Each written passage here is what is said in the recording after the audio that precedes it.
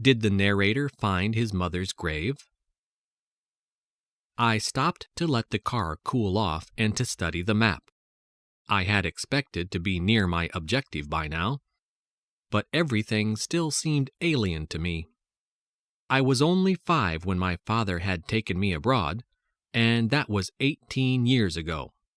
When my mother had died after a tragic accident, he did not quickly recover from the shock and loneliness. Everything around him was full of her presence, continually reopening the wound. So he decided to emigrate. In the new country, he became absorbed in making a new life for the 2 of us, so that he gradually ceased to grieve. He did not marry again, and I was brought up without a woman's care. But I lacked for nothing, for he was both father and mother to me. He always meant to go back one day, but not to stay. His roots and mine had become too firmly embedded in the new land. But he wanted to see the old folk again and to visit my mother's grave. He became mortally ill a few months before we had planned to go, and, when he knew that he was dying, he made me promise to go on my own.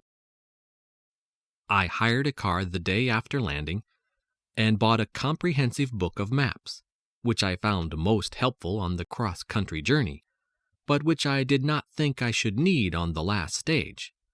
It was not that I actually remembered anything at all, but my father had described over and over again what we should see at every milestone after leaving the nearest town, so that I was positive I should recognize it as familiar territory. Well, I had been wrong, for I was now lost. I looked at the map and then at the mileometer. I had come 10 miles since leaving the town, and at this point, according to my father, I should be looking at farms and cottages in a valley, with the spire of the church of our village showing in the far distance. I could see no valley, no farms, no cottages, and no church spire, only a lake. I decided that I must have taken a wrong turning somewhere. So I drove back to the town and began to retrace the route, taking frequent glances at the map. I landed up at the same corner. The curious thing was that the lake was not marked on the map. I felt as if I had stumbled into a nightmare country, as you sometimes do in dreams.